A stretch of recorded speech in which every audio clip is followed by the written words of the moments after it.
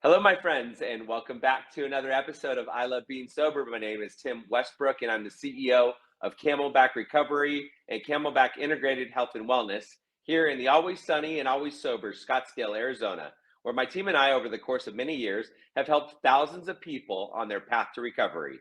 Visit camelbackrecovery.com to learn more about our treatment strategies for alcoholism, drug addiction, or mental illness. And we even offer recovery coaching so that you can enjoy the freedom and happiness you've always searched for. Today, I'm here with Catherine Walker, or Katie Walker. You go by Katie or Catherine? Usually Katie. Katie. Katie is a medical and mental health practitioner and the founder and CEO of Revitalist Lifestyle and Wellness. She successfully opened 8 clinics in 9 months, giving a total number of 9 operating mental health and wellness clinics across 6 states, with a primary focus on innovative care for mental health and wellness. Today, Catherine operates as a leading advocate for psychedelic medicine, giving greater access to individuals in the United States as well as internationally. Katie, welcome to the show. So glad to have you here. Oh, thanks for having me. Glad to be here. So let's dig into it. What gives you the right to claim you are an expert on psychedelics and integration? Oh, goodness. I like that one, huh? Well, I think one of them might be the VA has deemed me as an expert with ketamine, right? Okay. And so that's one. I'll say the VA if they say that. That's pretty good. Okay. And then the other thing is the subject matter expert with ketamine as well.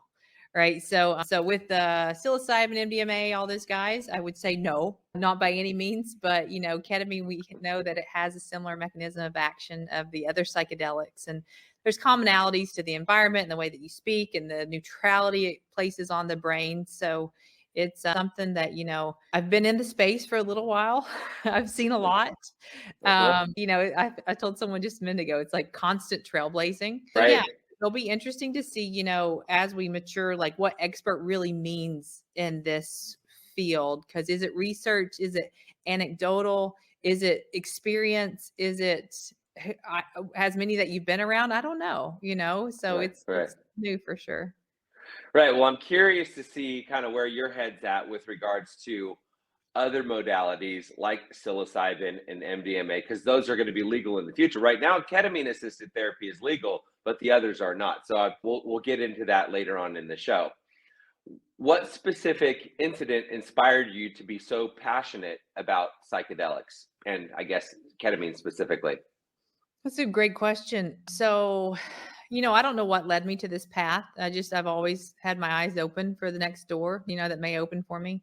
My piece was I started reading about ketamine. I was an anesthesia provider in the hospital, so I knew ketamine really well. But I started reading about it specifically in psychiatric context, and I saw the results, and I was just amazed about the results Mm. that we were seeing.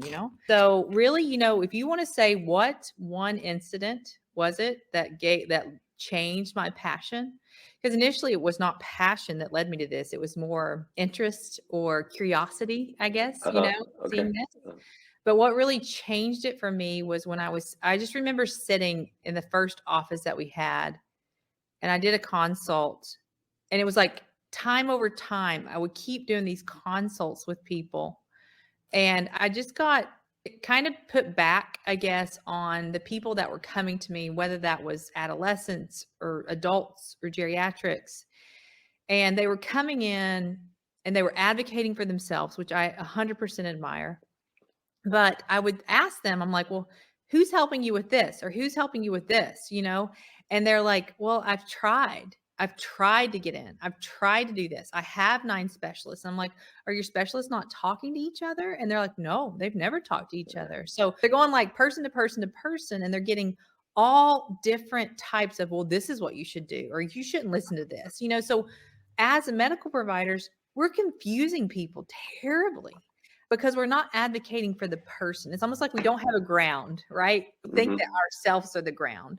So it really changed me into making this really a huge passion to saying, okay, we need to build a company that looks at the person as the base. And then around that person, we bring in the specialties or we bring in the treatment modalities because we've done it wrong. We're doing it wrong right now. You don't look at the specialty first and then the person. You look at the person always. So, I was an ICU nurse for about 10 years. So really it took me back to my ICU days when I would have patient, and they would have neuro, cardiac, pulmonary, all the specialties that were listed for that patient. And really, I was the ground for that person and that family because, neuro didn't know what cardiac was doing. Cardiac didn't know what pulmonary was doing. They were looking at each other's notes, yes, but no one Hmm. was on the same page. So I've created Revitalist to be that advocating company that's on the same page with the person. So Hmm.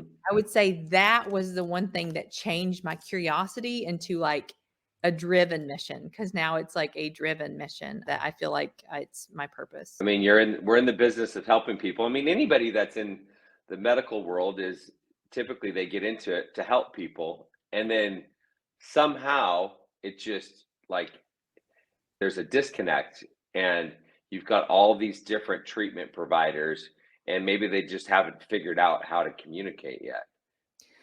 Right. Well, I got to tell you. So what I don't, and I don't know if this, has any substance or not, but maybe it does. But when I was 14, my brother died in a motorcycle accident, and he used to ride motocross. He died within 24 hours, was brain dead, and we ended up donating his organs and such. So as a 14-year-old in my second week of high school, that was a pretty big situation to go through. And he was my only sibling. But what I wanted to do after that, because I saw the way the neurosurgeons and the nurses and everyone around, they couldn't speak to my parents well. They couldn't speak to me well. They wanted to. Such a sad situation. None of them did effectively, right? So I was like, I'm going to be a neurosurgeon when I grow up because I don't want to leave anyone like that. Because I could see the deficits and things with people. But my parents, I mean, my mom just died a couple months ago at 70 years of age, because she never recovered from my brother's death and ended up having some significant Parkinson's and neurodegeneration. But, you know, seeing, like, we all go through stuff. We all go through horrible things. Uh, And to have the ability to sit with someone in a sad situation and not to have that person feel your sadness for them, but instead feel your compassion and acceptance for them during that time is something that none of us have been trained on. It's learned. right. So I mean, I think that's a big thing, with the physicians and nurses and such. You're right. We have no idea how to communicate. We have no idea how to feel. We get so machine operated. We'll come and tell you that you have cancer and you're dying in 2 weeks. And, that's just part of life because we're around death so much. But it's something that's definitely something that we've got to address in the future. Present. Right. Yeah, for sure, for sure.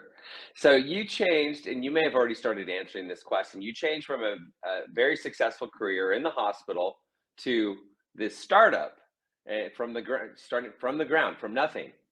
What would make someone do something like that? I'm still questioning that. So my whole life, Uh, I've uh, been I've always said money doesn't matter, right? I mean, even though anesthesia, when you're an anesthesia provider, a nurse anesthetist in the hospital, we do make really good money. We get to take nice vacations, do all right, this. right. And but yeah, my original plan was I was going to work from the hospital, be more at home with my daughter, and then also work part-time at the clinic. So that would help, my work-life balance. But, I think, gosh, and this, I mean, you're in the space, but I think once you see the people that are out there who are struggling or suffering and they don't have the ability, they don't have the thinking capacity, they don't understand how the system works. When you see that and how the system works and how to advocate and how to be heard, it's something that I feel like it's necessary, and it's unfortunate that I feel like it's necessary because like I've lost a lot of relationships because they're like, you're just too work oriented. And I'm like, it's not work. It's a passion to help others. And, and I understand there's a life balance, but I feel like if we have the capacity to stand up for others, to advocate for others, then we shouldn't turn our heads. And I feel like a lot of times, especially in medicine right now, we would prefer to put our heads in the sand and ignore because we're so worried about medical legalities and being sued and all these other things that we feel like we're a better person if we don't treat them and they go out and kill themselves than if we did treat them and they went out and killed themselves. I mean, I feel like everyone deserves some effort, some right for us to advocate for them. So I know that's kind of a long-winded answer for, why did I start this? But that's why. And the more that I continue to go on and grow in this space, the more that I see it's a consistent pattern. And that's how I prove everything in my life is patterns. It's a consistent pattern that people don't have the ability to advocate for themselves. You know this with research with people the caretakers who care for other people who can't take care of themselves, they usually die. Right. Yep. Because it's people who don't understand the system and how it operates. They just want to help. So, so here we're giving them no resources, no advocacy, and we're just saying, well, great job. You're doing a great job, but not because they're just running and they're not getting any traction and then they die, so it's just Right. we're in such an unfortunate system right now, but hopefully we can just see it all to where we all can pull together and help it. So how are you helping with this issue? It's a good question. So, that's something I've thought about massively, and I've tried, all kinds of different objectives, but education, I think, is the biggest piece. The more we can get the information out for people to hear it and for it to be scientifically oriented, the more that we'll erase the taboo. So it's interesting actually that we're doing this podcast today. I didn't do this on purpose, but it just happened. But Okay. we do. So like I have 2 webinars. They just came out today that we're doing in January, one on January the 12th and then one on January the 19th. But January the 12th is with a guy named David Nutt, Professor Okay. David Nutt. And he's amazing. He's like a neuropsychopharmacologist or something. He's in London, but he speaks about addiction and psychedelics all the time. So on January the 12th, David and I are doing a webinar on addiction with veterans and psychedelics. Okay. So that's one. So I think webinars are going to be a good one to do like a video on demand and stuff. I know people like videos. So I think videos is a big piece. And then I've got another one that's coming out January the 19th where I'm talking about mitigating risk for first responders with ketamine therapy. Because we've treated a lot of active duty police officers, but they just feel like they're going to lose their job if they go and get our treatment, which is unfortunate because it's hindering them from receiving the treatment that they need. So I'm actually doing that webinar with 2 police officers, a veteran, and one of them's a police officer and a veteran, and a psychedelic coach. So we'll talk about, how these guys and gals, they have every right to receive ketamine therapies. And if they did lose their job, that would be discrimination, because intervention. Right. And so that's something that we, just came out today. But yeah, I think the webinars, you can't go person to person. It's just going to take more people. And we just can't say, well, just go try the drug yourself and you'll see. No, you can't say that. Because if you say that, traditionally speaking with the FDA, they're going to just shoot you down. You've got to say, here are the facts. This is what we see. You got to hear their language, see the future language, combine it, and then educate the world. So are you mostly helping? It sounds like you're helping quite a few vets and police officers. And is that kind of your niche, or are you open to everybody? Like, who's a good candidate, or who do you serve? Everyone.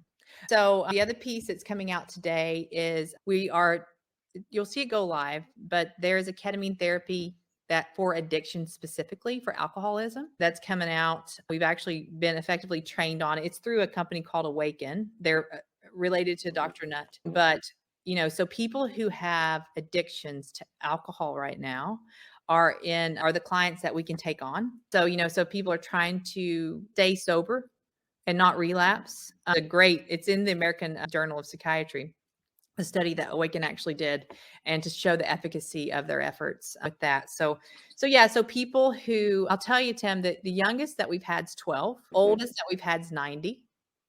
Okay. So my piece is anyone who wants help, whether they are just not struggling necessarily, because we don't even have the verbal context to say why we're struggling sometimes. We just say, I don't know, I just feel different. Well, it's because we don't have the verbal identifiers of it. So people are starting to feel different, starting to feel stressed, all these things. Anyone can call us, and it can be any population. So we do have our adolescent curriculum coming out tomorrow, actually, and it's going to be for individuals between the ages of 10 and 17. So, and that's going to be for every kid across the country. We just want to increase their knowledge on mind health. And then that way it increases their emotional intelligence, which decreases suicidality.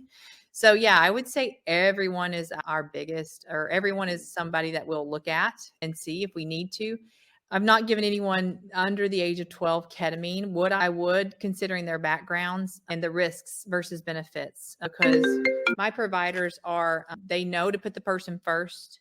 And if it's a child who's 8, 9, 10 years old who's tried to hang themselves or something before, then we're going to treat Nice. them instead of turning them away. We're not going to turn those kids away. And there's a lot of good data out there on ketamine. You know, we've used it on every population possible. So the reason I push the veterans so hard is because the VA is covering our services 100% with ketamine and therapy, and commercial payers are not doing that right now.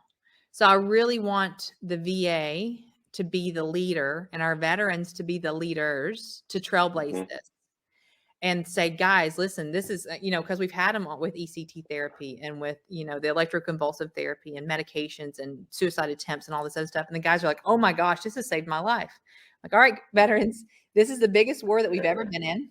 If you think about it, we've lost more people in this mental health crisis than we have in wars. So I need you all to come in here and we can be the trailblazers to get this going. And then once we prove within the VA system what we're doing, then we can duplicate these efforts to commercial payers, duplicate them to adolescents, because right now what we're doing, it's not working. And we're losing our kids and our parents and our, you know, friends and loved ones. So I'll say anyone, Tim. Okay. So I do have a question about many people that work in the addiction space or the treatment space. It's how can you treat a drug with a drug, right? You have an addiction to alcohol, to meth, to crack, to heroin, and then you're going to try to treat a drug with a drug. So I have that question, but first I want to talk about what happens when someone takes ketamine. So typically you're recommended. What are the different ways someone can take ketamine, and then what happens? Sure. Yeah. So interrupt me with this because we can get going down a rabbit hole here real quick. Okay. All right. So ketamine can be given pretty much in any capacity: oral, lotion, IV, IM. It can be given any direction. Don't put it in your eyes. I've never seen your eyes, but you can snort it as well. And it's a nasal spray, right? Okay. So but yeah, you can do it all sorts of ways. People even do suppositories. But what the data shows that's most effective is IV. Okay. IV is the most effective because it bypasses all your other organ systems and it goes directly to your brain. So what happens is when we take an oral pill, the max we can absorb is 40%, because our gut takes some, our liver takes some, and then by the time it gets to where it needs to go to be effective, 60% of it's gone, right? Okay. The thing about IV is you're getting 100%. It bypasses your gut, it bypasses your liver, it goes directly from the cellular route to your brain where it activates these receptors. So what ketamine does is it goes in, and there's something called NMDA, not to be confused with MDMA, but your NMDA receptors are what ketamine works on. So it partially antagonizes them, meaning that it goes in and it blocks some of the little guys. When it blocks them, because our brain is so on patterns, it blocks the little guys and it tells the brain, you need to send out more glutamate when it blocks those. Okay. So glutamate is a big, big neurotransmitter that no one knows how to stimulate unless you actually do it within the brain. So you can't take a glutamate infusion and increase your glutamate in your brain. It doesn't cross the blood-brain barrier. There's a wall there. Okay. The Great Wall of China is in there. So ketamine crosses over. It tricks the brain into producing more glutamate.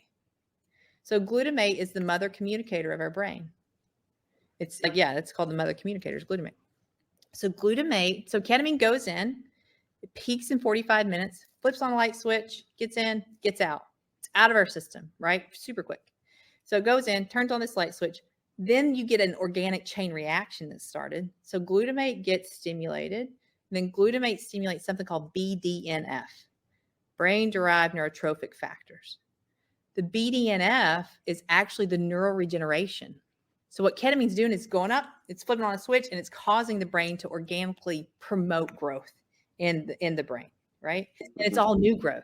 It's not duplicated growth. So that happens. Let me think this through because I'm now more in the business aspect. That happens. It peaks at 45 minutes. The process continues for about 4 hours of new growth. And then you peak in 24 hours. Right. So you feel during the infusion, you feel different, and we'll go over that. You feel different. And then you feel foggy for about 4 hours, and then you start feeling better. And then 24 hours, the process keeps growing, or, you've stimulated this new growth process. You don't feel any different for the 24 hours, not usually, but that process still goes until you have a peak effect at 24 hours.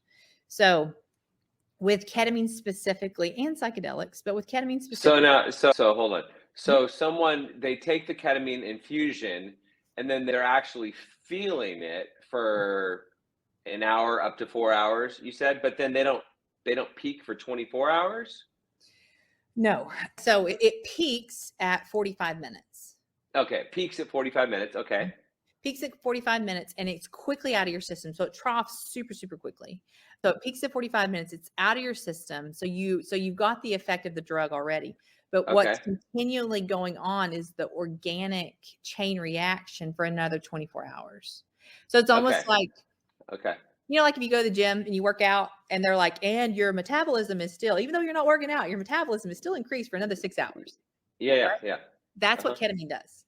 Okay. So it still continues the neuronal growth for up to 24 hours. So you're getting the growth aspects for up to 24 hours, but you're not feeling the effects of the drug because the drug peaked at 45 minutes and got out of your system. Okay, so the feeling of the drug is out of your system, but you said neuronal growth, so Growth of which the is brain growth neuron. of the brain neurons, Uh-huh. and that continues for the next 24 hours, Yeah, you or get it peak peaks effect. at. Yes. Okay, So at 24 hours, your growth will start slowing down. okay, and what does that mean? Like, what's the benefit of the neuronal growth for the next 24 hours? Like, what happens with neuronal growth? I love this. We could talk all day. A couple of things. So I've been pushing these words really, really hard lately because I really think people should understand them, especially in the addiction community. But there's a word called your default mode network, and that's a term that's really, really big. And then there's something else called the salience network, which is another term that's really, really has a lot of importance. And then another term called your lateral habenula. So these are all structures in your brain, right? So the default mode network is the way that our brain duplicates what it knows. Okay. So I'm not going to go out, my brain's not going to go out and create a new pattern every day. It has patterns based on its history as to what it's doing in the present.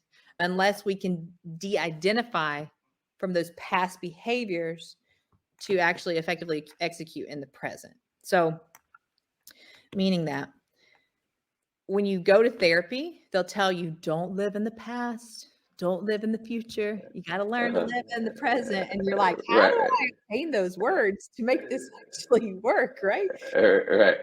So, if we can understand the pattern of what our brains are doing, then we can actually effectively address it. So, we are all living in neutrality in the present, all of us.